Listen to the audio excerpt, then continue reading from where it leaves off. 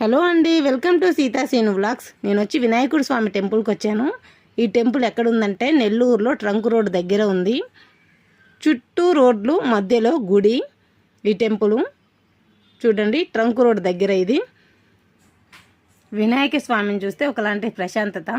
ఈ పూజారిని నేను ఒకటి అడిగాను, స్వామి ఏది చేసినా జరగట్లేదు, వెనక్కే వస్తుంది, ఏం చెయ్యాలి అని అడిగితే ఆయన చెప్పిన సమాధానం మీరు చూడండి ఒకసారి.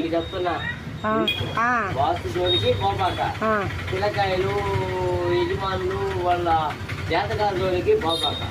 ఎంత ఆస్తులు అమ్ముకున్నా కూడా నీకు పరిష్కారం దొరకదు.